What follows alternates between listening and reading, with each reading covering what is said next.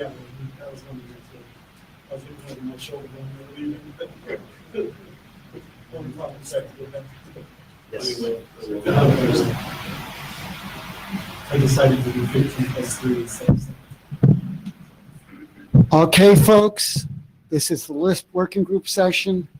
My clocks claim that it's time for us to get started. If you're not here for Lisp, please move somewhere else or sit and watch. You're welcome. But that's what we're going to be discussing in this next room for most of the next 2 hours. This is the note well. Please note it. It's Tuesday. You've probably seen it a couple of times, but it matters. So this is the note well. We're now moving on. Yeah, whatever you say from now on is a contribution to the IETF. There you can see the usual pointers to the charter, the Jabber room, audio stream, Mitico, and agenda slides. I'm Luigi Iannone, Joel Alper. We are the co-chairs here. Padma sitting in the room is our secretary, very helpful. Okay, this is the working group status issue. We will quickly go over it. We have 6834 bis. It's a little bit stuck in the sense that we are waiting the main specs to go out to revise this document and send it forward. It passed last call, but we have to check that it's compliant with the changes that we did. Lisp GPE, we will have an update later on. Introduction has done for something like a few years. I can't read how many days anyway, but a lot of time. Then we have the 2 bis documents, the main specs. Albert will give us an update on what is the status. Okay.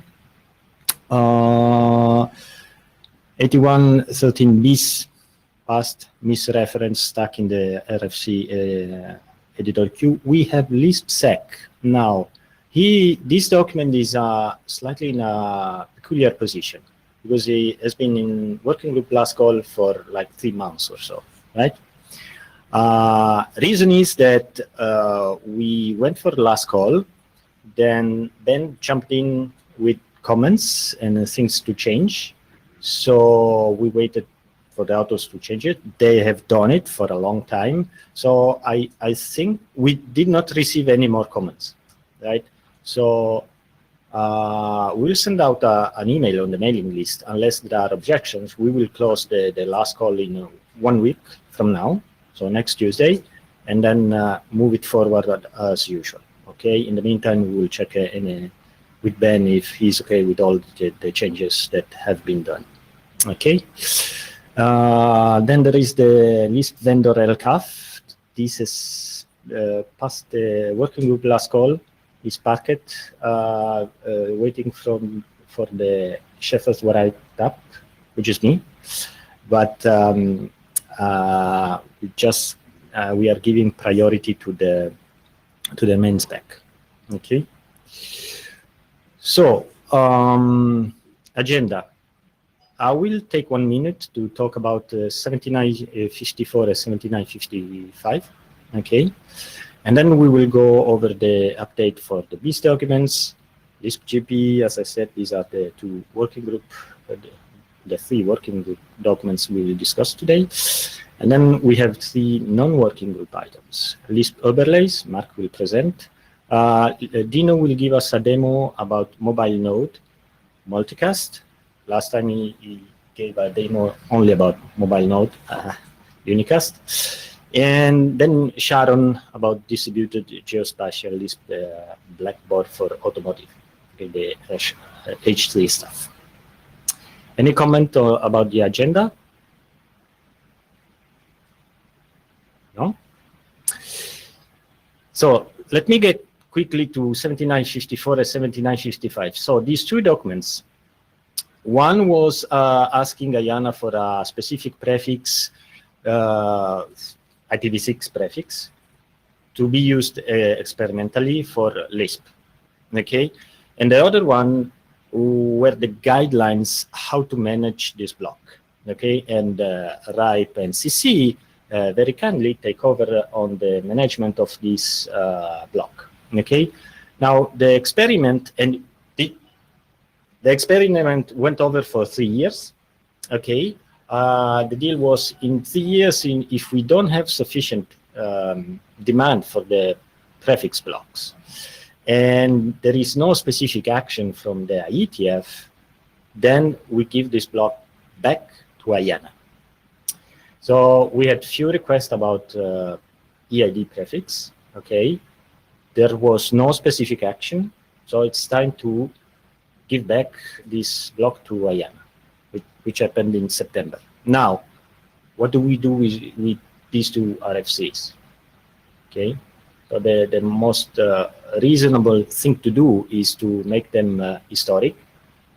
In this way, we can add to the two documents a note, which is the one you can see here on the screen, that explains why these two documents are historic. Okay, so this is the text that has been discussed by email. In red, you can see the most important part, which are the two RFCs, the fact that the experiment should run for 3 years until September 2019, and what should be done if nothing happens from the IETF side.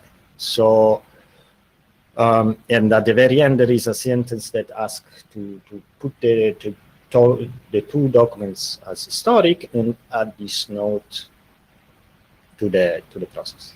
Okay, so that if for whatever reason people read these documents and they are looking for the EID prefix in the IANA registry and they will not find it, they know why. Okay, we keep track of the experiment. Okay, so we'll send this text on the mailing list as well. Okay, if you have any suggestion or correction to do in the next week, please send an email back. Otherwise, we will use this text to make these two documents historic. Okay? Any comment on that? Great. Oh, Padma? Padma. First of all, I missed this discussion because I was away, but there is one thing, is that we actually have the anonymous EID draft that was actually using a portion of, I believe, these EID prefixes. So, Which draft? I couldn't quite hear. anonymous EID. EID draft. Well, So, yeah. So then we'll have to find need some other go- address to use. Yeah, we'll need to find out what we're going to do next. Of course, it is possible to maybe ask for another range or change the range, but I wanted to let you know that, yeah, there is a draft. From my perspective, there are two ways forward for this document. So one is, do you really need an allocation from IANA? In this case, you may ask one in the document itself.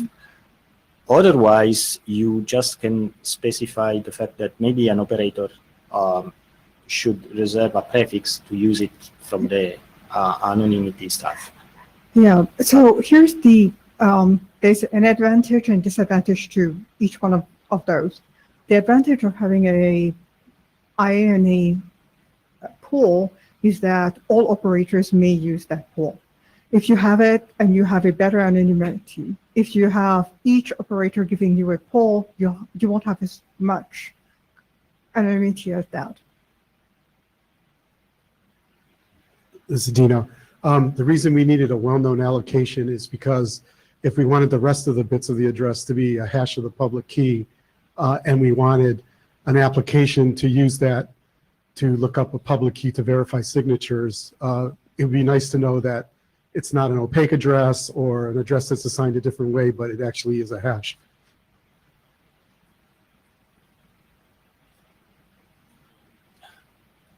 The only comment that I can say, okay, but not with this prefix, it's too late.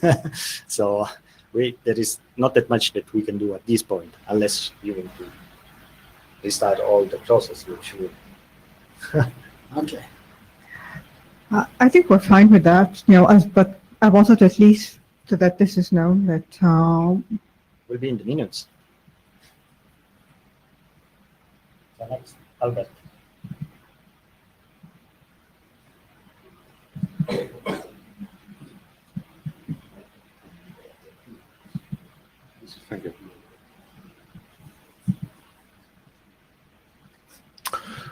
Okay, so I'm describing the usual update on the 6830Bs and 6833Bs.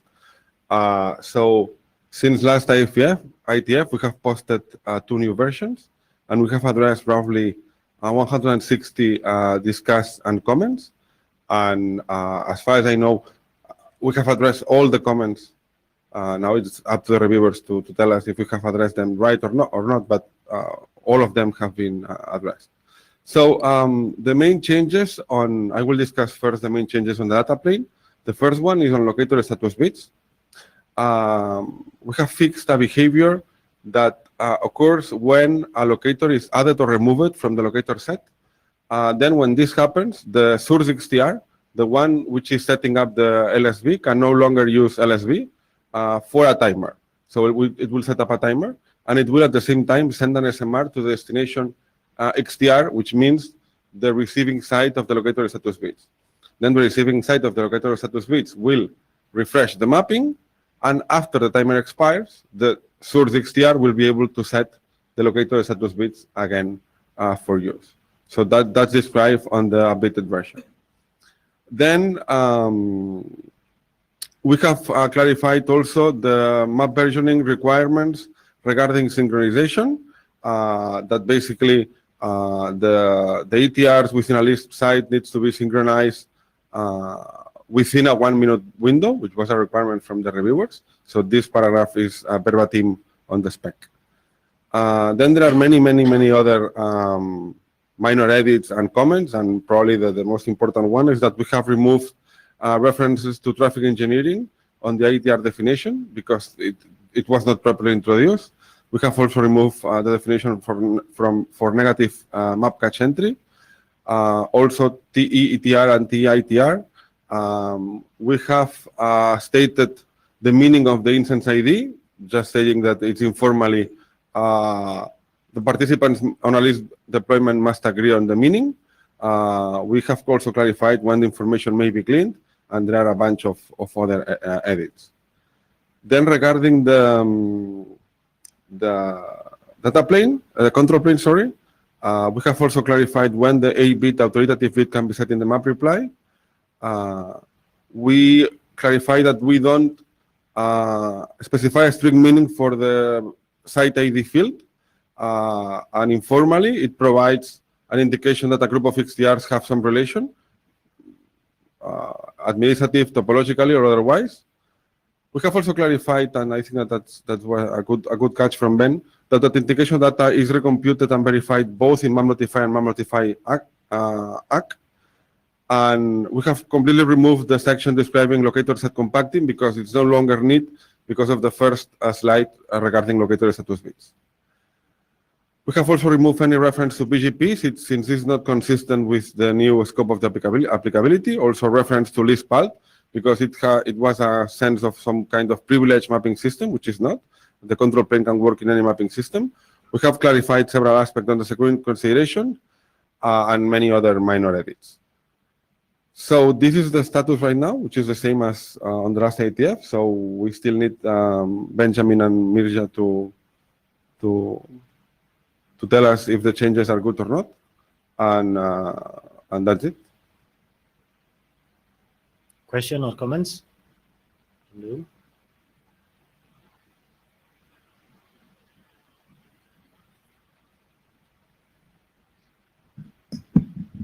Fabio Maino. I just wanted to thank Albert for taking care of the comments because it was a massive work and all the comments were incorporated in the discuss in one of the last review we got. And yeah, Thanks. it's been painful. I joined Fabio on that because Thank you. 160 We share the pain. comments and the discuss, it's huge work. And he did a good job. I was up to ask to push a little bit Miri and Benjamin so that they go over the changes again and let us know if they're fine or not. It's Deborah. I also thank you for all your work. And I encourage you, try this week to get with Maria and Benjamin to encourage them to look at this. Because what will happen in 2 weeks, everybody will start taking the Christmas holidays, New Year holidays, especially Europeans go skiing. And Miria will not be on the ISG next year, right? So we got to get this done. So I really encourage you to in these next week, 2 weeks, get them busy with it. Will do. Thank you. Thank you. So GPE, just as a quick note on GPE, this document was last called a while ago, was under review at the ESG. There were a few comments and changes that we teachers believe are important, and so that the working group has to be aware of the changes done. Okay, so it's just an update, but we are not going through again the same process. It's just an update on what happened. Okay, so I'm Fabio Maino, these are the co-authors, and this is Singapore. Yes. So these are the changes I tracked since 06 because there have been a couple of versions that were minor, but the relevant changes are between 06 and the current version. These are the main changes.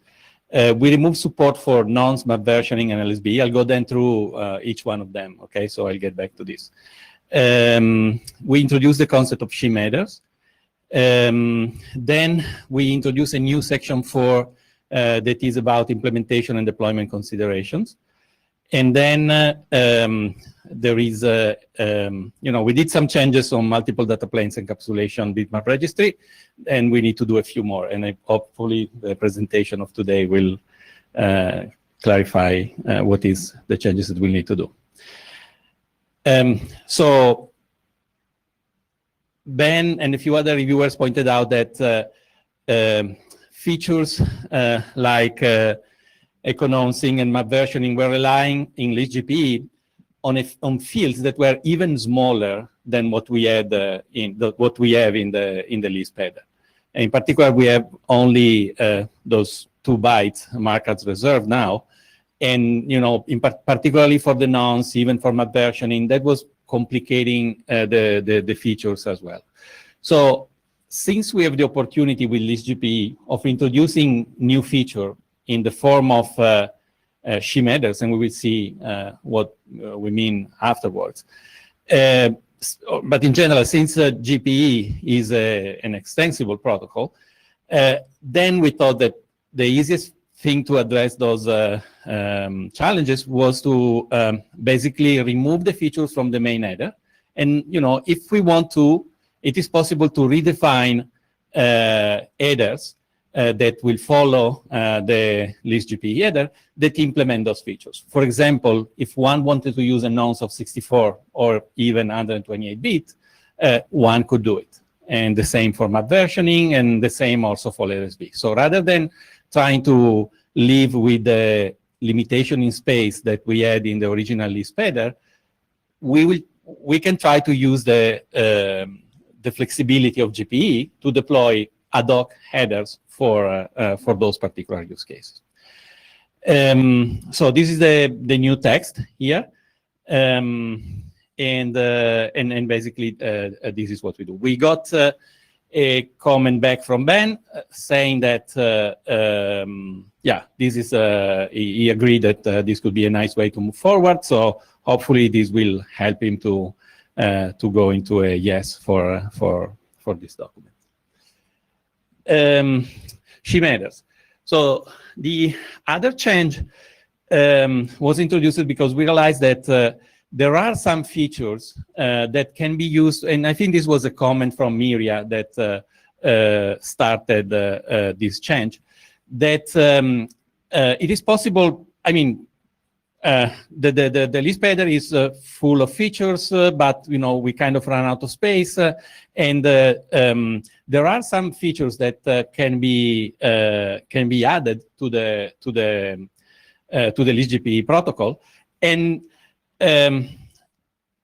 if we make the format of the additional header that we can add with Lisp GPE fixed, it is possible for implementation to implement, of course, the extensions that are well known at a certain point, but it is also possible to skip those features that are not known at the moment a particular hardware implementation, for example, or software, for what it matters, is defined.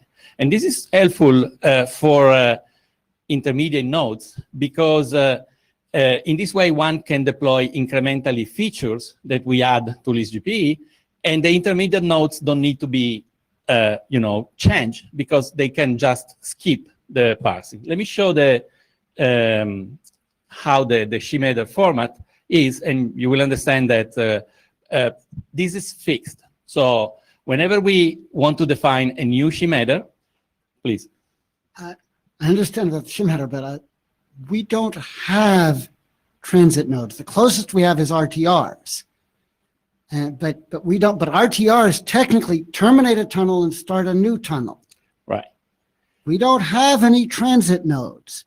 Right. I've noticed this coming up in a number of overlay protocols where the protocol runs between two endpoints and somebody starts worrying about what is the transit node doing? No, let's not make any argument about transit node behavior, please. Okay. We don't have any. Okay. Go ahead. Got a clarification on all ears. I'm just wondering if he's talking about,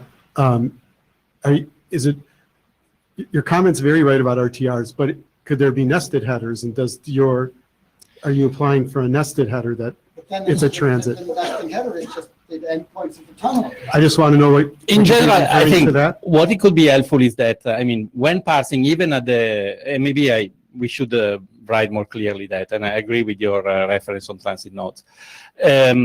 Maybe what we should specify is that at the tunnel endpoint, at the ETR, with this structure, the implementation can parse in hardware, all the headers that have to be parsed in hardware.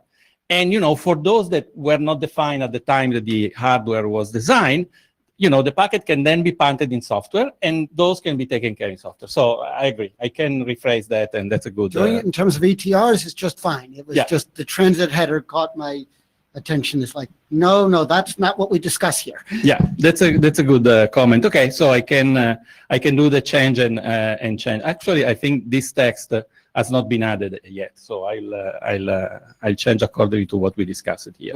May I? Would it be enough just to drop the transit word and say Lisp GP nodes or the Lisp GP ITRs, XTRs? I think so. I think if this thing can become implementation that are not aware of a given shim header, of a given shim header type, must ignore the shim header and proceed to pass the next protocol. Yeah, exactly. And also I can change the reference in there. Okay, so we will do that. Thanks for the comment.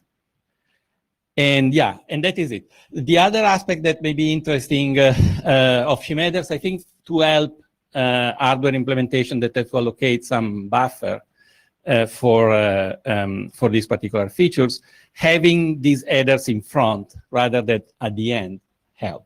So the shim headers that use a certain range of the next protocol field, they will be in front. And this, I think, is just a simplification for the hardware implementation. Examples, I have removed all the normative reference to examples, but the draft is actually mentioning that, for example, what you could do with shim headers is define support for GBP, group-based policies, IOIM, eco-nonce in map versioning, and LSB, of course, and there is a sentence specifically for nonce, map versioning, and locator status bit. And this is just to provide the example of what can be done. But there is no more normative reference to this draft, and also the allocation of the code points for the next protocol will be done in the specific draft. And this was to address Joel's comment. We have a new section, section 4, about implementation and deployment considerations. So there were a few comments about congestion control, how to handle the UDP checksum, TOS bit and PCP bits in the Ethernet frames that were still part of section 3. So actually, there is a RFC 885, that specify well what are the UDP guidelines for tunneling protocol. So what we have done is basically look at RFC 8086, that is GRE in UDP encapsulation. And RFC is basically referring to RFC 885 and, following the guidelines of RFC 885. So not most, but some of the text that was in RFC 886 could be, basically easily ported in this case. And that's what we did. So we have this section 4 where we have an applicability statement. We have comments about a section about congestion control functionality. The usual UDP checksum and UDP 0 checksum with IPv6. And then consideration about Ethernet encapsulation payloads. So the applicability statement, I think, is the most important of this section here, because according to RFC 85, there are two applicability scenarios for UDP application. One is when the tunneling protocol is designed for general internet applications. And the other one is when it's designed for a controlled environment. According to RFC 885, a controlled environment is what is defined there. It's a single administrative domain or an adjacent set of cooperating domains, and where a network is in a controlled environment and can be managed to operate under certain conditions that don't apply in general to internet. The requirement for a protocol, a tunnel protocol that ends up in the controlled environment scenario, are less restrictive than the requirement of general internet. So if we go back to RFC 6830bis, we see that the Lisp scope of applicability is what RFC 885 describes are a traffic managed controlled environment. And so Lisp GPE has the same scope of applicability. And so basically this section is mentioning that. In this case, we can basically refer to the second, to the TMCE scenario, and that simplifies the requirement for the tunnel protocol. Okay, and this is, the change. Please take a look at section 4. Send your comments. Most of the text, as I said, is coming from RFC 886. So it has withstood the time, at least. Then the last aspect. This was particularly complicated. For some reason, I couldn't understand many of Luigi's suggestions, but I think we got it now. So Lisp GPE is defining the use of multiple data planes, and there is an LCAF type that is actually specifying how an ETR can signal in the map reply which encapsulation are supported. So all is fine and nice and dandy, but that particular LCAF type is not really allocated as part of RFC 8060. So it means that if we wanted to refer to the LCAF type used in RFC 8060, this would be a down ref to an experimental RFC. And this is a big no-no because, we are defining Lisp GPE as a proposed standard together with 6830 and 6833bis. So the thing to do is basically say, okay, let's take out of scope of Lisp GPE the detection of ETR capability. So I will replace section 5.1 with a simple sentence that will say that the detection of ETR capabilities is out of scope of Lisp GPE. And we will leave that kind of work for when eventually RFC 8060 from experiment will be moved to proposed standard. And that's the plan. So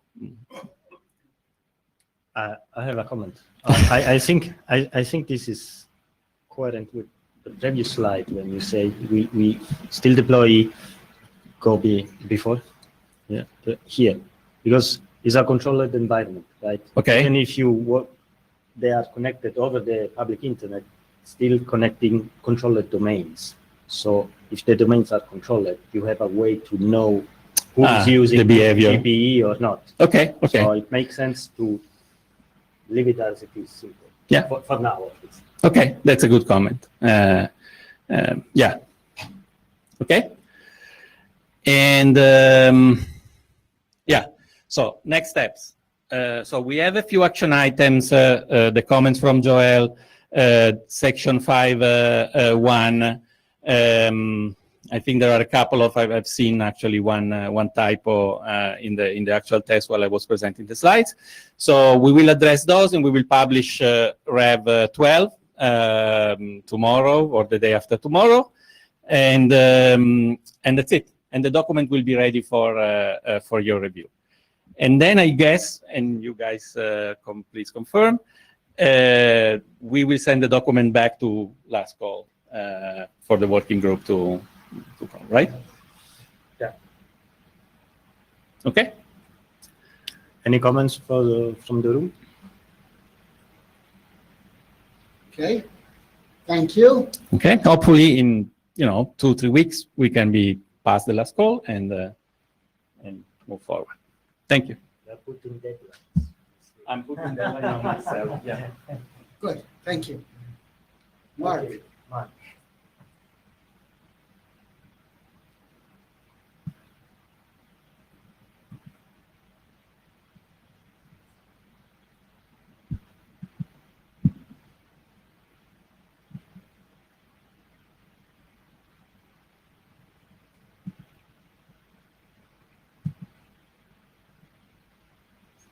there you are.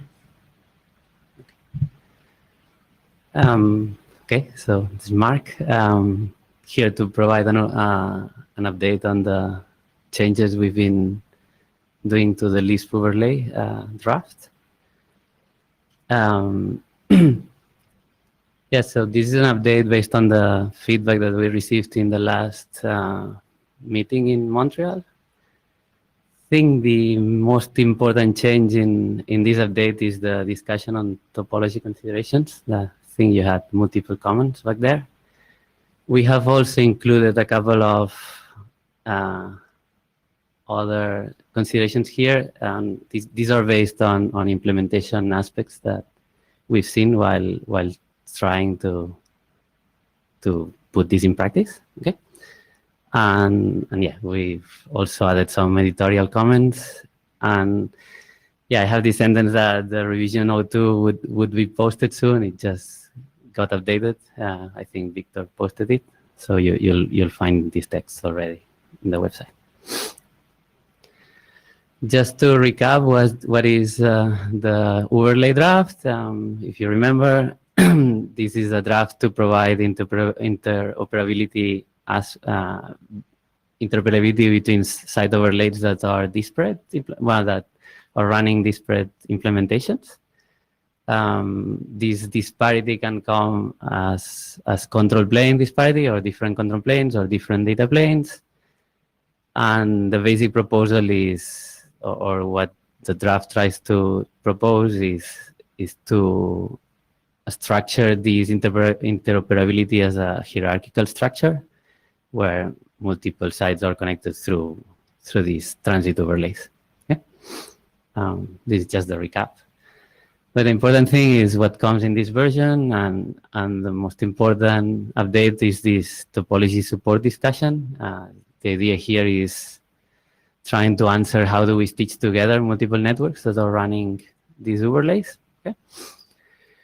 And what the text proposes here is this concept of loop-free topologies. Right? The most important aspect that we are saying in the draft is that there is no provision for the detection of registration loops in overlay deployments. Okay, when we concatenate multiple site overlays and overlays, and given this, the draft tries to enforce the idea that overlays must be deployed in a loop-free topology. In loop-free topologies. What does this mean? And these are the next slides. Okay. Yeah, maybe let me skim through this and go straight to pictures that will make it easier. Well, Lisp loop-free topologies mean is that, okay, first thing, as we said, right, overlays are proposed in this hierarchical structure, or the idea to deploy overlays is to follow this hierarchical structure where we have site overlays connected to overlays, and these overlays could potentially be connected to higher level overlays that could provide this interconnectivity between distant or separate site overlays that are connected to different overlays. Okay, but the important thing in this loop-free topology is this, right? That we impose two connectivity rules to this hierarchy of overlays, where overlays that are at the same level should never connect to each other, and overlays of any type should never skip hierarchy when connecting to overlays. Right? If we impose these two rules, we guarantee that there are no loops in this topology. So we are free from having to find routing solutions to the connection of overlays. Okay. Yeah. If I go back to this, the draft presents this loop-free topology as a generic concept. It's not encoded in the protocol in any way. Yeah. And then it goes and defines these two rules on how to connect overlays. Yeah, I don't know if you have comments on topology. This is, Hey, this is Dino. If somebody happened in site overlay 1 point to a map server in the core overlay, and it's against the requirements of the draft, I think, but I'm not sure, maybe you could answer this, is the site ID that's being registered could actually be known in the core overlay. Okay. And when it registers to overlay 1, it knows it can do the loop detection. You might be able to prevent this dynamically without any special, anything other than what you've already specified. Do you agree? we could actually, next section, talks a little bit about how to use site IDs for this, but I think we could still find cases where we may be able to break it. So clearly the draft says you shouldn't do this. Yeah. But if somebody accidentally does it, does the machinery actually keep the network together? It's not, the machinery isn't going to take care of the horizontal links at least, so they need the Yeah. rules anyway. Yeah.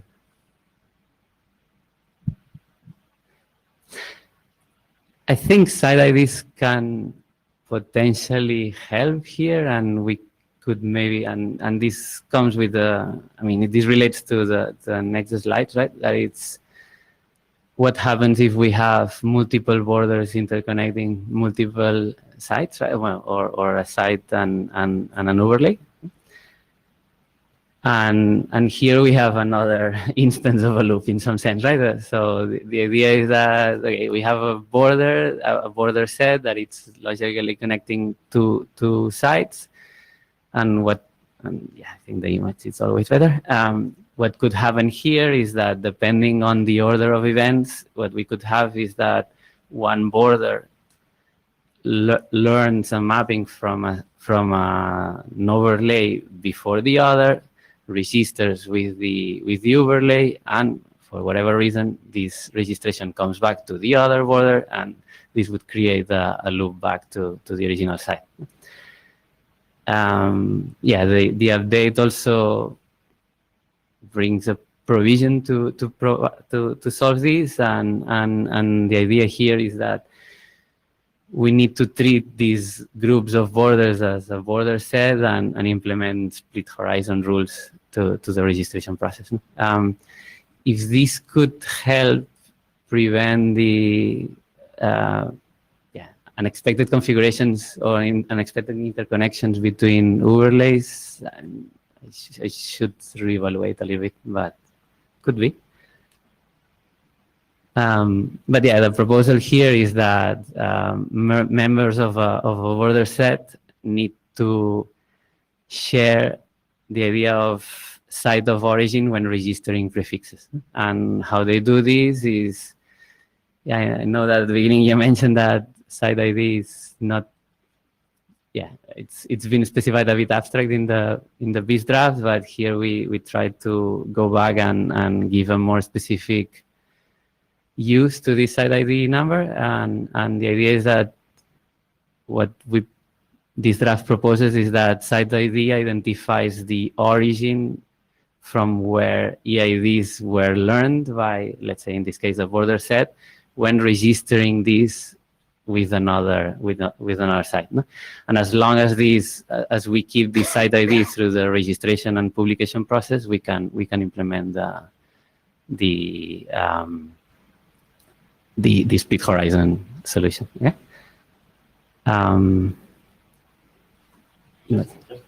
Another question for clarification is the site ID is bound to the site from which I learned the mapping, or is the site actually publishing the mapping?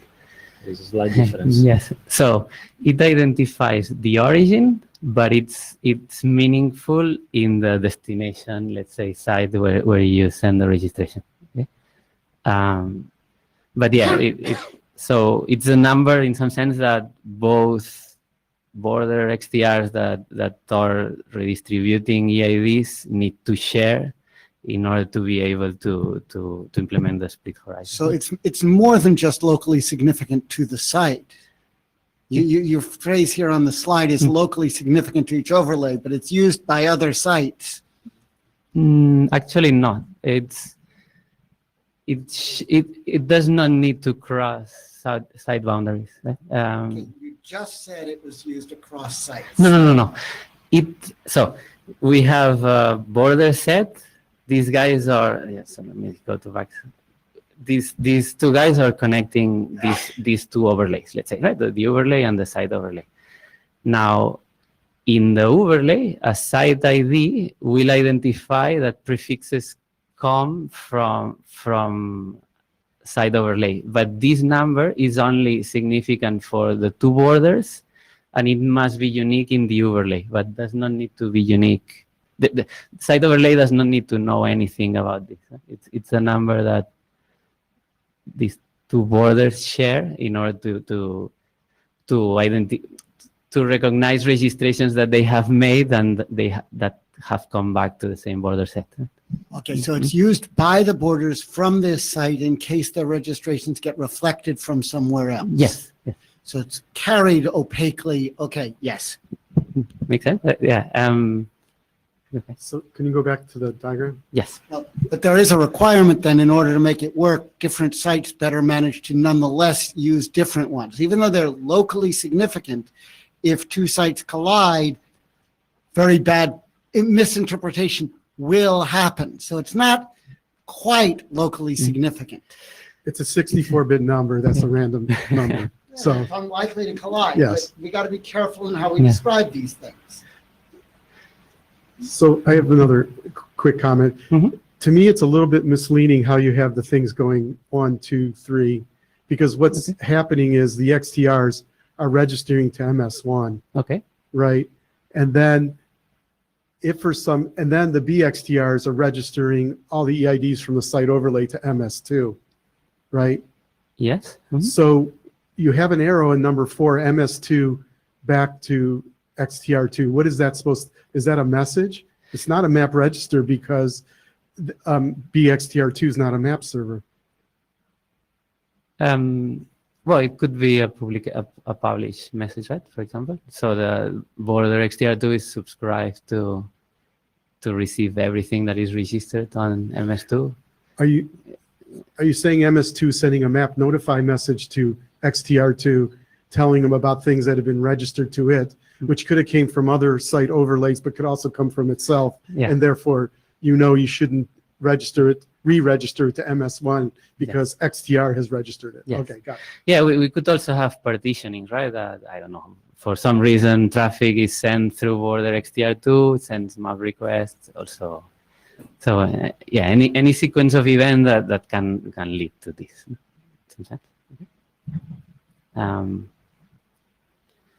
Okay, so yeah, local significance. Yeah, but I think the important concept here is the site of origin and the relation with site ID. And the last one is this idea of default DID registrations. The idea with overlays and stitching together site overlays is that in deployments we assume that borders receive most of the traffic following, for example, negative map replies saying, okay, prefixes, in order to prevent an explosion of registrations, we may choose to not register everything with site overlays and kind of use a default route when accessing prefixes that are outside of the domain of the site overlay. Okay. So this default DID registration is just a provision so that these negative map replies can be converted into complete mappings, and carry a group of RLOCs that correspond to the borders. Right? And it's just so the basic idea is that this is registered as some other type of VID, just so that the map server can continue computing negative map replies, and dynamically. Yeah, this is Dino. I made a comment to Victor that if a map reply has an RLOC set in it, by definition, it's not a negative map reply. Oh, yeah, so we should use the right terminology. Okay. Yeah, I think what we wanted to say here is that the calculation is the same as for negatives, but then we send the complete mapping back to. Okay. And that's it. Do you have any other comments or questions? Yeah, this was just uploaded. You can find all this text in version 2. Coming back to the question, to the comments of Dino, that would be a proxy. Yeah, that's the terminology to be used. Then the proxy can re-encapsulate me if it wishes, but is that correct? I guess anybody who sends a map reply that are not their own RLOCs are advertising RLOCs of somebody else. And yes, you can call that a proxy map replier. So it's a great term because when a map server returns a map reply on behalf of an ETR, it's a proxy map reply per definition. And it turns out that the RLOC set that it's proxy replying for are the ETRs that are at the site. So yeah, it's perfect. Yeah. Oh, so you're suggesting we update with proxy? Okay. Yeah, that's good. He's right on the clarification of the terminology. I agree with you. Okay. Proxy might be better. Okay. Yeah. Okay. Thank you. Okay.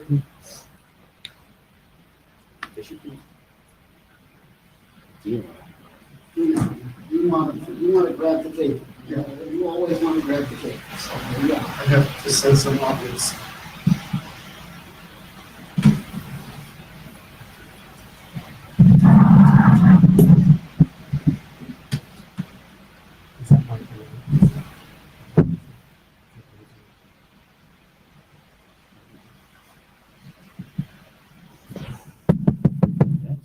Okay, good. That's great. Okay, yeah, I'll do this. Am I standing in the wrong place then? Yeah. Okay. It's hard for you. Okay, so I'm going to give a quick multicast demo on a Lisp mobile node. At the last IETF in Montreal, I gave a unicast demo, and basically what it showed is that a mobile node can switch from LTE to Wi-Fi with session continuity because the phone is allocated an EID and talking to an EID or a non-Lisp site on the other side. If you want to see that unicast demo, I'm going to give the unicast and multicast demo at MBOND on Thursday, I think it is. But this is just going to show the new stuff that I just started playing with. So what we are demoing is the Lisp mobile node draft 5 on an iPhone. And I have some RTRs re-encapsulating tunnel routers that are deployed in Google Cloud. And the Lisp mobile node is going to talk to Lisp correspondent nodes behind NATs. And for this demo, the multicast sources and the multicast receivers are all in the Lisp overlay. So there's no inner working per se. that's part of the mobile phone demo. But the very last slide is we're doing some work with MBOND on interoperability with AMT, so I'll talk about that separately. Okay, so some magic sauce. The Lisp mobile node is not running any Lisp control plane, just like in the unicast case. So the Lisp mobile node basically, when configured, has a map cache for all routes going to these RTRs that are in the cloud. And the RTRs are configured to glean XTR mappings. So we don't have to use any NAT traversal control plane. All the NAT traversal logic happens in the data plane. And this is in an effort to implement a really very lightweight XTR, maybe ones that can run in dash cams and low memory and low CPU challenge devices. Okay, so when the Lisp mobile node is acting as a multicast receiver, that means it's a member of a group. It's using IGMP to join groups. The application that's running on the phone will send IGMP reports. Those IGMP reports are encapsulated like any other packet to the RTR. And then the RTRs track the group membership. The RTRs then replicate multicast packets to all the Lisp mobile nodes that are group members. Head-end replication is head is a relative term here. It's the RTRs that are receiving the IGMP reports from the mobile nodes. When the Lisp mobile node is a multicast source, it sends multicast packets just like any other packet to the RTRs. So as you can tell, the Lisp mobile node does absolutely nothing. Any application data packets always get sent to an array of RTRs or one RTR if it's configured with a single one. And of course, the RTRs can replicate the correspondent nodes or Lisp mobile node group members.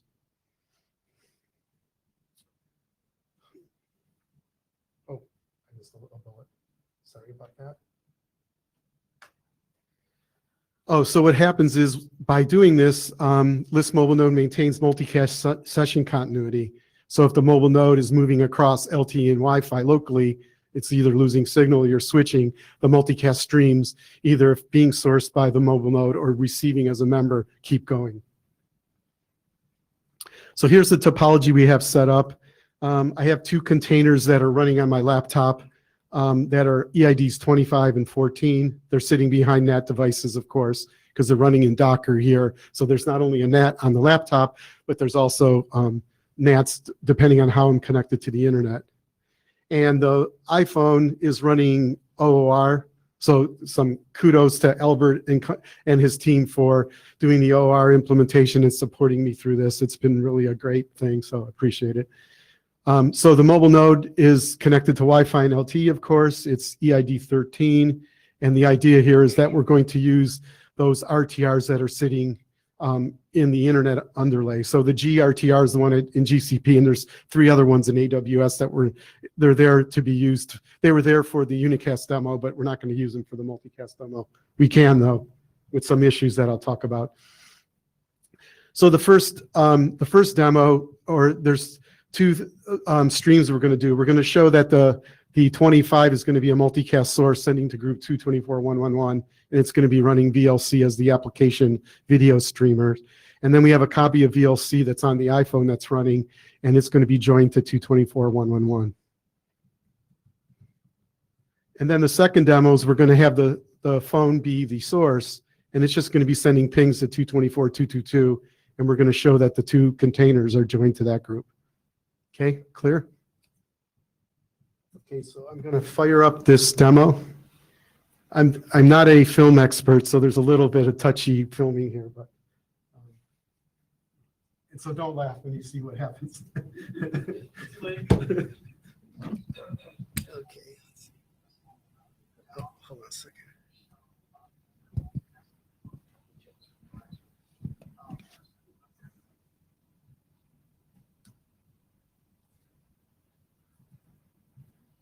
It's not letting me. It's not letting me go all the way up because it's in some weird presentation mode. Okay, let's try it.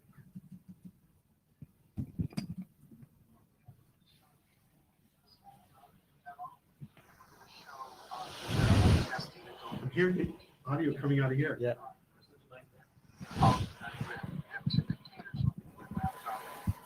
The audio setup here is not what you think it is. Well, it didn't do it last time. Okay. So I'm going to have to do this myself.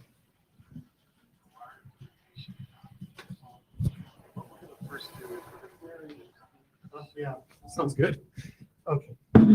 So let me go back real quick and click it. Oops.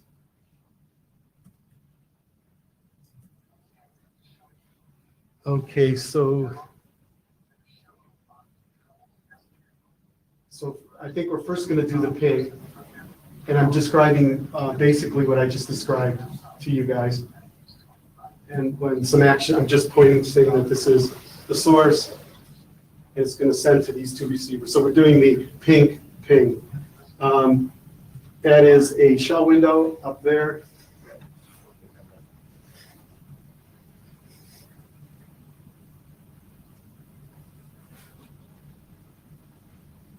And I blew out the projector. There. There? And I guess it's starting, and I can't read my show navigator. Okay. I hope it doesn't time out. While it's running, could you just do this to keep it going? Oh no, this isn't gonna work good. I don't know. It's this presentation mode. Let's do it this way. Yeah. Is it moving?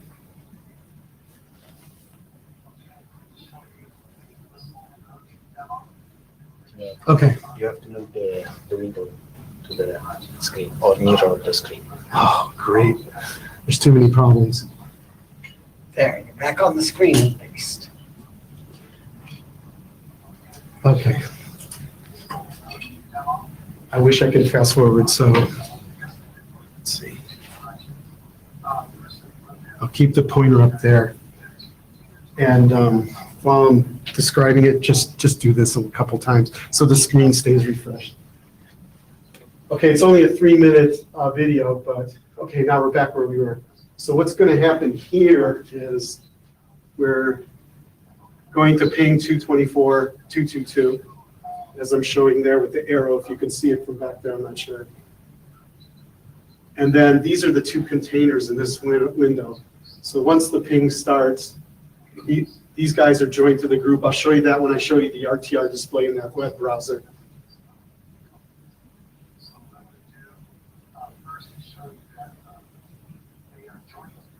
I'm telling you now that the two containers are joined to the group, the 224.222. These are their RLOGs, and these are their EIDs. Of course, their EIDs aren't important here because they're receiving data from 224.222. Now I'm starting the ping on the phone, and you see the scrolling happening. And then when you come here, I'm refreshing the display to show you the packet count going through the RTR. So it's replicating to the two containers. This is happening. The containers, the receivers, and the source are both at my house using my Comcast connection. So they're actually going all the way to GCP and coming back. And so there's a lot of delay. So the RTR is really, there's really a lot of hairpinning going on. Now what I'm doing, I was on Wi-Fi. What I'm doing now is switching to LTE and showing that the pings will continue as soon as I move my hand out of the way. Is this the funny bit? Or is this the funny bit? Oh, no, it's not the funny bit. There's funnier coming up. Okay, so now what you see is, now I'm on, let's see, I'm going to refresh the screen. That 73 address was my Comcast Wi-Fi. Now this is a 166 address, which is my phone connected to LTE. Okay. Now it's interesting here because it's acting as a source. The gleaning of the source here is not really that important because there's really no packets going back to the cell phone. This is really a unidirectional multicast flow from that's the funny part. I had my iPad as a camera on an easel, and I knocked it off. And I was quick enough to put it back up where you hopefully didn't see it. Okay, so what I'm doing now is I'm setting up this container here to send the video. So we're doing the video demo now. And now I'm going to bring up VLC on the phone right there. And when I touch when I touch the 224 network stream there, that's causing the IGMP report from the phone to be sent to the RTR. So that's, I'm about to tap it. And there's the stream. It's sending a waterfall video image from this container, and there you see it on the phone. Okay, and then I think I'm going to show you the RTR now. Now what you're going to see is 224.111 is joined by the phone, and you notice it's sending it to the 166 address, which is over LTE. And then I'm refreshing the screen to show you that when the counters are dark green, that means a packet is received in the last second. And now what I'm doing is I'm switching back to Wi-Fi to show you from the receiver's point of view that the stream is. If you hear that static, that's actually the noise of the waterfall coming down. So the audio is being multicasted too. And now there's the waterfall, and then when we refresh the screen, we went back to 73. 224.111 is now in 73, which is the Wi-Fi connection. And that's it. Okay, so some observations. The glean latency does not exist as it does for unicast. So the idea is when the phone sends a packet to the RTR and it gleans the RLOC information via the NAT, through the NAT, that information is gleaned and has to be set up in a map cache entry because when a return packet comes back, it uses it. But since we have a unidirectional multicast flow here, we're really not sending unicast packets back. So for sender-only nodes, you really don't have to glean. For receiver nodes, you have to glean, but the gleaning happens at the control plane, not when you need the data. So the IGMP report that is sent from the phone to the RTR, that the gleaning is done there. And there's no way that the receiver can receive the traffic until the IGMP reports. So it's great. The reporting, the group membership join, and the glean happen exactly at the same time. So this is kind of nice. This is where, since multicast is your head upside down, we were able to take advantage of this, receiver oriented. So there is an interesting issue. If the members are spread across RTRs, then the Lisp mobile node needs to send to all RTRs, which means the Lisp mobile node would have to replicate. This is probably not good because of spectrum usage and stuff. We really want the mobile phone to send one packet into the infrastructure and have it replicate. So as you see down there, what we could do is we can use the techniques that we have in the Lisp RE draft for replication engineering on how to place RTRs and how to replicate. But by default, OR only hashes to one RTR. So we can't get it to replicate even if we wanted to, but we don't want to. So we will not request any changes to happen there. No feature requests, Albert. But an upstream RTR can replicate to downstream RTR. So I just drew that diagram. If the source, I put a container here, but if it was, if a source is sending, it could send to a single RTR. A mobile phone could do the same. And since these guys, these two iPhones are IGMP reporting to a different RTR, these phones are configured with different RTRs, they join them separately. So what we do is, rather than replicate 4 replications happening at the source, or 4 replications happening here, we can do 1, 2, and then 2, and break it up. And this is the sort of stuff that we talk about in the replication engineering drafts, which I think are now expired, but so we can get that to work. And if people care about that, I could show a demo at next IETF if you want to do it. Mark? Go ahead. Just a curiosity. So if a receiver is multi-home, do you have a provision for designated Great order? question. Well, it turns out, at least iPhones, I don't know about Android devices, they have multiple connections, but they only use one at a time.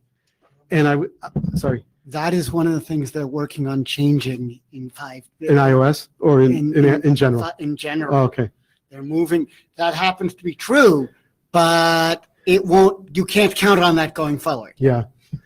So the trick there is, where will the application sends the IGMP reports if it's multi-home? If they're both active at the unicast, this works just great because you could load split on outbound, and who's encapsulating to you can load split on receive. So I mean that's just basically the original Lisp problem statement was doing multi-homing, service provider multi-homing. So unicast not a problem. In the multicast, it depends on where the application is going to send the IGMP report. And today, most implementations I've seen, IGMP reports aren't sent on multiple interfaces at the same time. Because if it is, there's a good chance duplicates will come down. So you want to avoid that. So that's kind of TBD, still researchy. Well, we don't know what the implementations do. Should we specify it? Good question. There's also the ways they're talking about using multiple interfaces may make it transparent to you, because if it's all under the same, I forget what G-Node B or something, then it'll take care of it and it'll look like one to you. But there is definite support for even splitting, but simultaneous use of Wi-Fi and 5G. So this is something they're all looking at, but it's all ongoing. Now, I would argue that if the IGMP report was being sent, let's say this is one iPhone with two interfaces. If the IGMP report was being sent to an EID of the RTR, then the RTR can see there's two RLOCs for this EID that I can load split across it. So that's how we could do it with an overlay sort of approach, right? So, great question. This is Albert. Just a small comment complementing what you said. The problem typically with mobile phones is that although multi-homing might be available at the kernel level, they typically hide this kind of functionality and make it transparent to the application level, which means that it's very hard typically to take advantage of that. I mean, could we maybe bring back the the map server into the picture to solve these? Or, I mean, the receiver, since it's behind, well, no. Okay, no, need to. I mean, I don't know if that helps the problem, right? I mean, you can certainly, okay, so let's entertain that thought. It's a great idea, Mark. If we put a map register functionality on the phone and it registered its EID and joined the group, because what it's doing, it's not only registering its EID that has two interfaces, it's also registering 224.111. When it does that, it can put an RLOC set in that register saying, I have two interfaces. And to the replicator, it looks like two different places where in fact it's the same. But you'll have to do duplicate detection on the receiving end. Now, I've been getting requests from customers, contracts or whatever, that it's nice to send packets both ways. And if we can use the nonce in the Lisp header to detect duplicates and have a small cache, then on receipt, we could drop the packets. Subject for another topic, another IETF. Yeah, that's for email. So bring it up on email if you want to. Yeah, actually, that was my comment. So whatever, if you're going to fix that, then for public safety channels, this is not a bug. So keep that option. Oh, okay. Interesting. Okay, multicast to-do list. List. Am I okay on time? I only have a couple more slides. Okay. This mobile node must send. Okay, so this was interesting. In this demo, if we ran it long enough, the video stream would stop. It's because the IGMP reports are not being sent periodically from the phone. And the reason is because IGMP reports are only sent in response to IGMP queries. Well, the RTR is not sending IGMP queries periodically, so the reports can't come.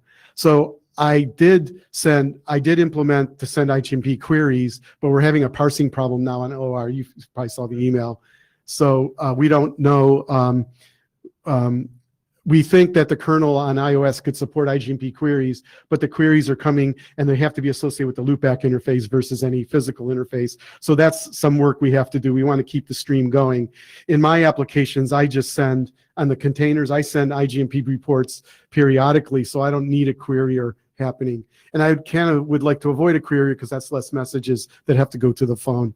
So we would have to write functionality in OOR that once an application on a socket joins a group, that something in the background or adjacent, a sidecar or whatever, that's the popular new term, I guess, is would have to send period, but we'll take that offline. But that's a to-do list thing. Same with MLD for IPv6. So yeah, multicast support for IPv6 is not part of this. I don't know the current status, but we can certainly do IPv6 EIDs and group joining over v4 RLOCs. I don't see any problem. And then maybe do a little bit more research on Lisp RE to spread the load and reduce replication costs. That's always interesting. Everything has to be head-end replicating because native multicast is not really that available. However, So the guys at Juniper and the MBOND working group are playing around with AMT. And AMT is a tunneling mechanism only supported for multicast. And all this infrastructure on the bottom here, from the yellow dot down, is what they're testing. So they have a multicast native MBON, where multicast is native using Juniper and Cisco boxes. And the AMT relay is kind of the head end that replicates packets to AMT gateways, which are usually on mobile devices or any sort of devices. So what we try doing is they said if you can source some data from a phone, from Lisp over on the left-hand side, can we actually connect these infrastructures together? And this is work in progress that we're starting. We just started it last week and we're going to play with it a little bit this week. But the idea here is for 13 to send multicast to 224.223, and it gets replicated to the two containers as well as an ETR that joins 224.223. So we can decapsulate the packet here and then send it into the multicast native MBON. And then the AMT relay forwards it. Now, what's really interesting about this is the packet source for multicast is an EID 13. We did this at the Olympics as well. The problem is this infrastructure can't RPF to 13 because it's not in the core routing tables. So at this dot here, we do Lisp NAT. And what Lisp NAT does is translates the source address from an EID to the address on that interface. And so all these routers here in the native multicast MBON are RPFing to this, which will naturally work, right? And so the AMT relay will accept the packets because assuming he defaults or has a specific address to that thing, and then sends it to the receivers. So what we have working right now is the packet sitting somewhere in here, and this guy hasn't received it. So the ball's out of my court. So we're going to talk more about that at MBOND if people are interested. Questions? Any more questions or comments? Cable. Thank you very much. Sorry, no audio.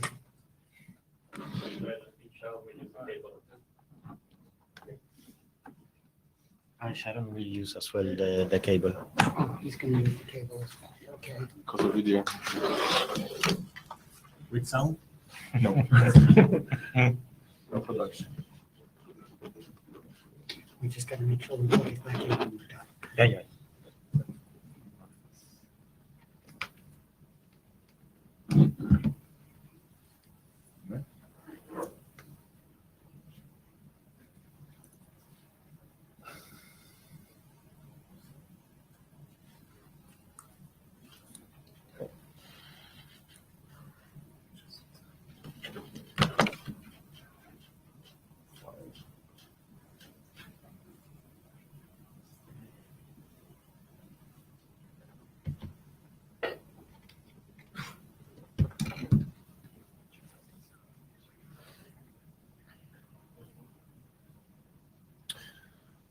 Okay, so this is a good follow-up to the multicast because this is an edge network, mobility edge network that actually leverages the mobile node multicast significantly. So what I'm going to discuss is the HT Lisp draft Nexagon. We'll do a quick recap just to baseline what's going on. What is this network? Updates to the draft since the last IETF 105. I'm going to just summarize the value of this Lisp Edge network. So it builds on the stability of the BIS and these mechanisms and makes use of Lisp in Edge in a time where mobile Edge is very hot and needs these capabilities. I will show how. And then given the stability of the base protocol, we'll ask that will make that special edge network, but fairly generic, a working group draft. All right, so the reality is that we have a very low-cost compute in the physical world and a lot of sensors that actually understand what they see. Fixed sensors, cameras, lidars, mobile, meaning patrolling, that enumerate the public space. And this is very useful to many parties. But it needs to be organized. There's so many things patrolling, so many machines, cars, dash cams, native cams, traffic light cams out there. You need to somehow compile this thing so that it can be consumed. And the approach we apply to do that is just to snap what you enumerate to a formal grid of the Earth. You can choose multiple grids. We chose H3 because of its hierarchical nature and hexagonal tiling. Very elegant. And this is addressable by Lisp EIDs. And we're going to show why this is useful. This specific map, you can actually go play with it. I'll send you the URL. It's live New York City right now, including images and enumerations. Okay. As you can see, the enumerations are fairly stabilized since 2 IETFs ago because they're mostly based on BDD, Berkeley Deep Drive Consortium, and the DMV, which is what is the furniture of the road. So that doesn't change much. There's still some reserved for more future features of traffic management of the road, what's called platooning. But for now, this is fairly stable. What we do is snap and pops up the enumerations to an EID addressable grid. The basic unit of this protocol is 64-bit where in the Earth, which tile of the Earth, which square meter you have to say something about, and what, which is 64-bit of what enumeration. Okay, and that's going to be the basic building block for everything.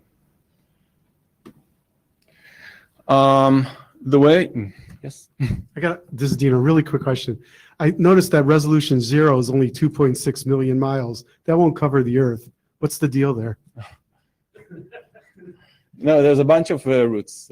You're right. So some of them are hexagons, and I actually had to patch it up with some pentagons, but which are just hexagons bit 5. And you hear about the ocean. I don't specifically, but maybe some boating application. Well, I think Uber doesn't care. You know, enumerate sharks for surfers. I don't know. Uber hasn't done its boat service yet? Yeah. I'm stuck in the middle of the ocean. I need an Uber. Coming soon. All right. So, what is the structure of the draft? At the core is a Lisp network able to route these special EIDs. And these special EIDs are EIDs for the Earth tiles and EIDs for clients that protect their privacy, meaning the objects in the network, which are addressable, routable, don't need to know who is it specifically that is interested in that piece of the Earth, meaning disclose their geo-privacy. They just need to know that they're authenticated and authorized, okay? And they have their credentials, but not exactly what is their IP. So these EIDs are routed for a publish, which is a unicast, okay? In which you write to the tile, to the virtual terrestrial piece of land in the edge, and you write it 64-bit where, 64-bit what. It doesn't mean it's going to accept it as a reality. It may want few passes.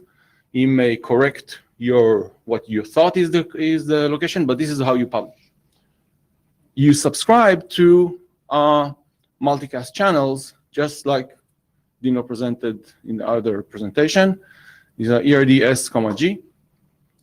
and you receive updates on what's going on, and it's not a bug if you multi-home and you receive state of your next 20 seconds twice. It's okay, because it's all self-contained in one packet, in each packet.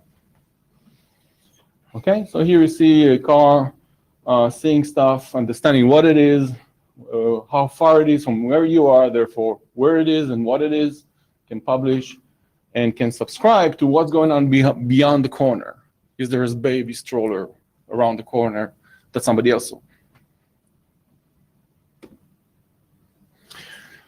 Okay, since IETF 105, we pretty much double-clicked on the technical details of the draft, following very strong demand on the chair. I said, what's the protocol? I hope we are at level, at par. Quickly, what we did on the right, that side, which is your left, is a AAA mechanism to get onto the network. So what we do here is make use of diameter, which is very common in mobile network.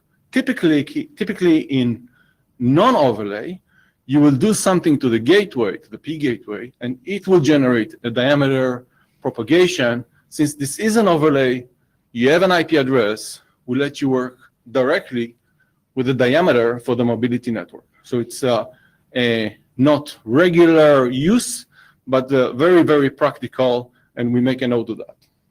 So UDNS for the AAA server of the mobility network, the Nexagon network, you get the diameter, you send your credentials, your AVPs, and there is a temporary EID allocated for you based on your credentials before you get it back, along with the RLOC that you're going to use for the RTR, your edge router. It's first cleared with that edge RTR, meaning it's going to expect you, okay? Or multiple, if you want a multi-home, okay? And then you get a reply back, which is, this is your ID for using the mobility network, using this RLOC of your RTR, okay? This way we can load balance and metro and allow for high availability in a very, resilient structure. This is good for a while. So you have to renew that, or the network will be shut off for you. Okay, so that's this picture. These pictures are the unicast and multicast, the publish and what you get when you subscribe. It's basically source dest, so EID source, EID dest, or S, G in multicast, and then some flags, and then the tuples, where, what, key value, key value. There's one flag which is proven to be extremely useful, which is to zip the KV, because the IDs of the tiles are usually in the same area, so they zip very nicely. The values, in the case of an area, somebody breached a red light, the danger covers a lot of area, okay? But it's the same status, same enumeration. And also, there'll be situations many times where some neural networks will just be looking for one thing, just potholes, okay? So whatever they report is going to be consistent. So the object IDs, the HIDs are very consistent, and the state is also fairly consistent. Typical zipping is 70–80%. All right. Which means just can push more. Yeah. All right. Well, another thing that happened since last IETF is we have a package on GitHub. I think you still need our permission, so we are giving it. So if you want, you can get it. It still doesn't use OR because the Lisp at the client, if you want to build a client, is still fairly hard way of using Lisp, and since all the addressing here is algorithmic, so which makes it very scalable. Based on where you are, you know the EID. You don't need to. So at this point, this is pretty simple. But in addition, the AAA packets, the diameter packets are all encoded in there. You can get the permissions that's full. The part of Lisp we use in the client, which is control plane free, as Dino described, until the RTR is there. And you also get the full edge as all in one, just to debug your client. If you want to start using, you're going to get, if you want to do a navigation app that knows what's behind the corner or knows more things than a typical navigation app does, or you want to play with it, see potholes, see the traffic signs, which you can't see because the tree heights, things like that, you can use that kit. You can also build your own just based on the RFC. There's no additional information needed. RFC draft. Okay, so let me just capture the value of this special Lisp Edge network.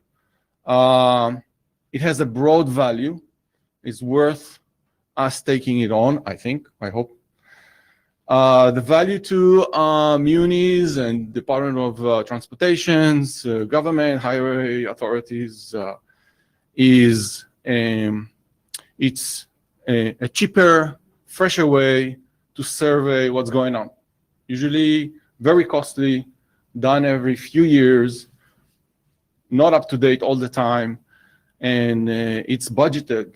It has economic value per meter, but this is a way to just let the network gather the information to edge objects, let the objects compile the multiple sources, the multiple passes, the multiple directions, and give you like a survey of signs on the street, what's dimmed, what, or went away, you need to repaint, traffic signs beside of the road, these teenager rooms where they have the stop signs. They're taken from somewhere.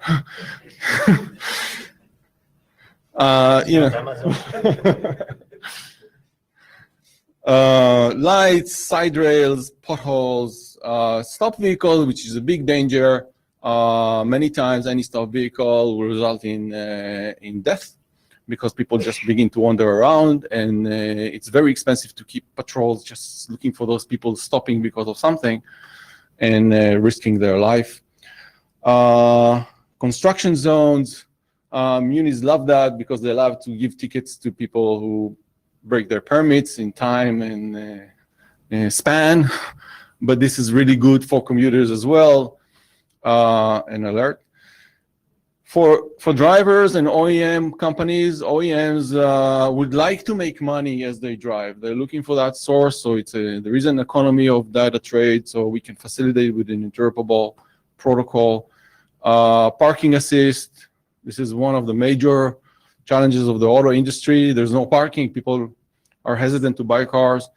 Blockages, slowdowns in the highway. I think you all see dash cam footage last winter of these pileups, which are completely needless. Hard brake situation, sharp turn. Extends the sensor of a car beyond its line of sight, using the network, using the Lisp Edge, and addressable EIDs. Enterprises like UPS are really interested in curbside conditions. Where can they stop? Where cannot stop? What are the truck routes? Pedestrian vehicle density. How many people are in the street? Google Maps wants that. Apple Maps wants that. And we can offer a standard interface to subscribe to that.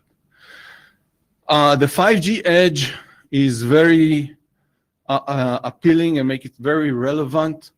As you can see, you have an aggregation at the edge. that leverages the new 5G technology, and then after processing the consumption, makes it available over any internet or back to the edge. The capabilities in 5G, the new ones, are massive bandwidth, which means you can put all AI in the edge. You can really low cost the dash cams and other sources of information, even street cams, because it can. But then you have to put that EAD object at the edge. If you're going to put it in Amazon, it's just not going to work. And then ultra reliable low latency, which is the public channels. We don't miss any packets. Even if we have multi-homing and we're going to receive it twice or 3 times, we still don't want to miss any packet, because if there is a red light breach, and I want to get that packet within 1/100th of a second, so I can hear a sound, I can lift my eyes, because otherwise it's dangerous. And that's a demo we did in AT&T. The value of the Lisp as an edge network, as you can see, is that really what happens is that the privacy, the security, the latency control, the subscription, the sharding of the processing is all through Lisp routing. So having a stable standard to do that, having off-the-shelf routers and multiple stacks to control that, and best practices to control that, is really helpful. You can see a note that was sent to the list by AT&T that without this layer 3 option, really, AT&T was facing 2 options, 2 extremes: build a dedicated infrastructure just for that, or have proprietary backends they need to integrate forever for every feature, for every vendor, for every type of client. And we offer something different. One last value point that I scooped from Marco in DMM is that we need to realize that between the edge, the mobile edge and the aggregation, the edge routers, and the mobile clients, there's a whole 3GPP network. And for anything to leverage 5G, there's a bunch of provisioning that has to happen. There's slicing, there's quality of service, there is provisioning that happen. And if we want that provisioning to be efficient, we allow that, we facilitate better, because it's all done based on EAD parsing and all done from edge routers to the EPC. We don't have to mess with application-specific backends. The fact that we put it on Lisp should make it a lot simpler, and there's a lot that you can do. For example, EMBB, if I'm at rush hour or Midtown, I don't want to receive that corner all the time unless it's really important. So I can slice it, I can cap it. Okay, I can do provisioning which are important for mobile operators. That's it. The ask is. Obviously, we'll need an email to the list from you asking for adoption. Are there any comments, questions, concerns? Sri? Yeah, Sri Gandavali, Cisco. One question, can you talk a little bit more on the AAA? You talked about the diameter interface. Can you just talk about the AAA interface, the diameter messages? Yeah, can you tell me exactly, like, yeah. The diameter, yeah. So you have an IP, you have IP connectivity, and you want to use specific mobility network, okay?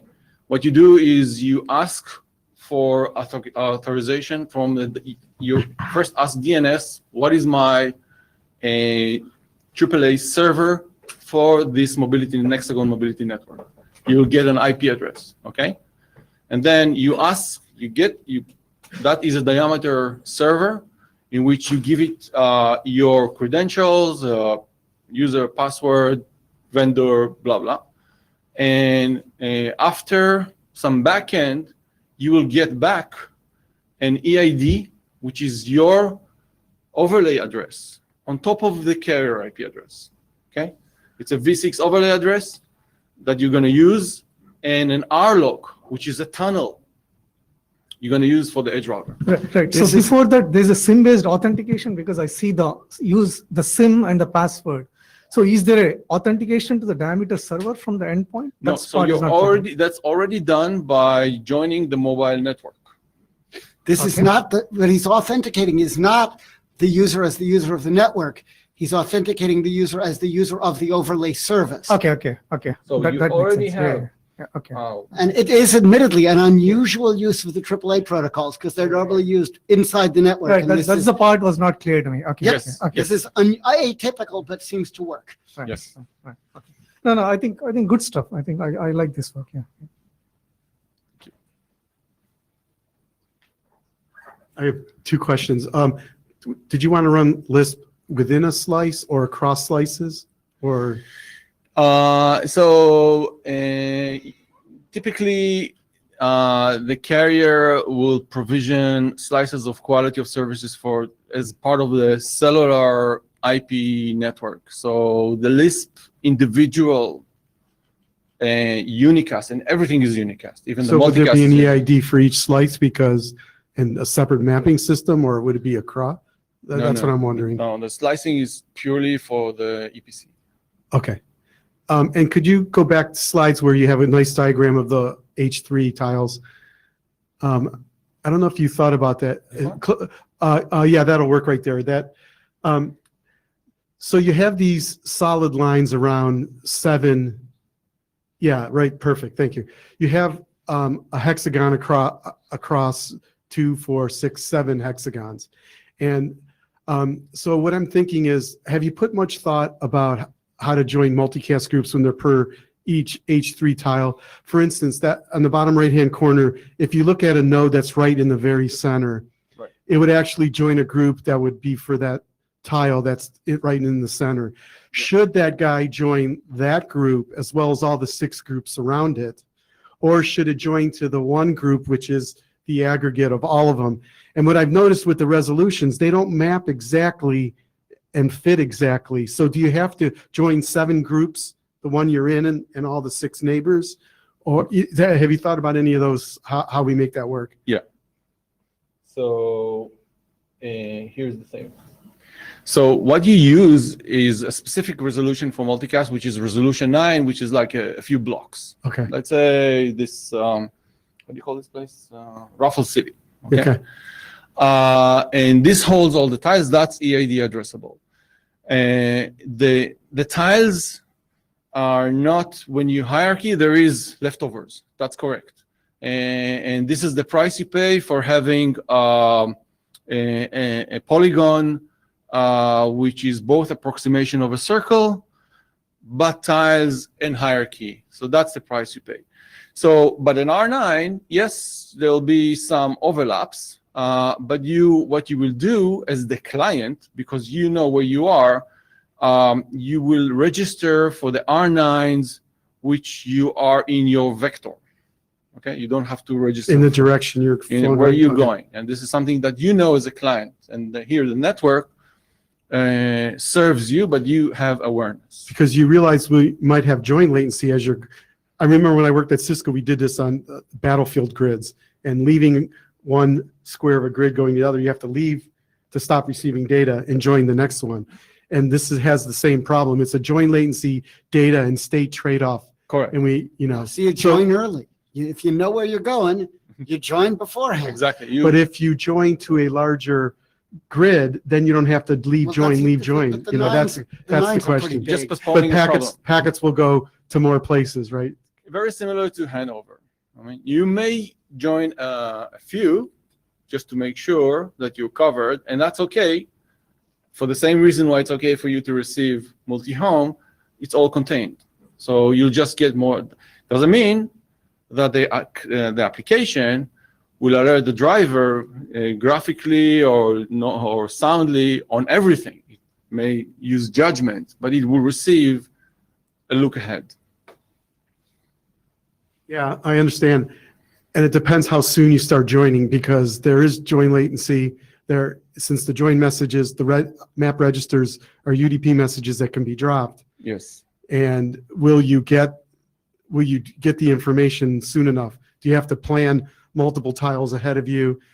Since it's The code doesn't know that the driver is going to make a right-hand turn, right? No, but the client does know its vector. The client that joins does know the driving vector. Okay. The other thing is there's a distinction between useful to know really promptly and safety critical. And as far as I know, you're not trying to handle safety critical data at all. Yes. So 1 second ahead of you is irrelevant. That has to be regardless of any network. The car has to deal with it on its own. So set the plan ahead. This is 20, 30 seconds heads up. Transmit a map register in 3 seconds. Is that too late? Are we out of budget? No, Not for R9. Not while and not in current mobility technologies. Now, supersonic fighters might be out of Yeah. budget, but they got a different set of problems. That's correct. I'm Okay. thinking of those students that are still in the stop signs. They're on motorcycles going really fast or something. Really fast is a different scale of really fast. No, 100, 200 kilometers per hour. That's fine. Okay? Any other questions? Okay, thank you. I need the connector back. Any other business people want to raise for the Lisp working group?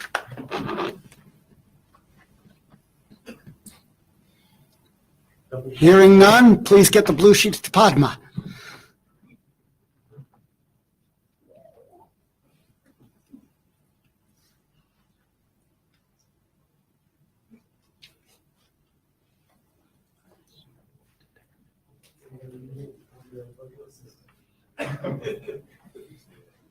I was gonna just quick refresh, see if changing things. It's not on.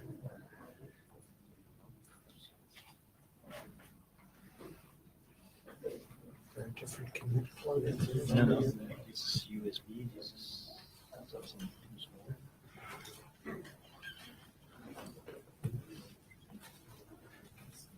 Meet Echo, we messed up the connection.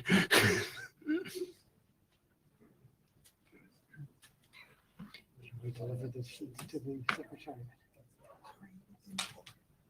Okay, first off, put Luigi's and my name on them, Okay. and then deliver them to the secretary, please.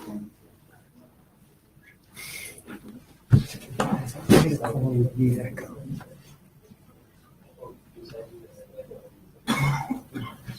There, we got it. Thank you, Luigi. Who do you read usually? It's a company. What's your TTT. Huh? is the acronym of Telecom Paritaria. Thank you.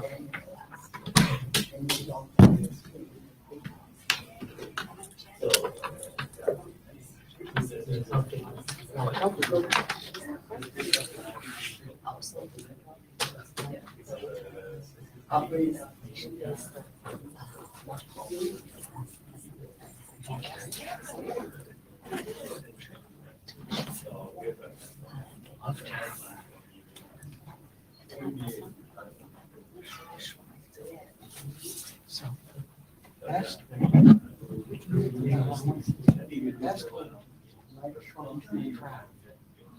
about what are you guys doing different? Submit that as a draft, Sunday, draft, the usual pattern of draft, dash, list, dash, whatever the subject is. When you submit that, that'll automatically be visible to and you send a note to the mailing list saying, this draft describes these things, I'm really interested in feedback. See if we can get some discussion on this. And then when we get to March, if we're preparing for March, you send an email to us, to the list chairs. And that'll copy Padma as well. It helps us with the agenda, saying, I would like to present this material, I'll need 15 minutes. What happens if you do something?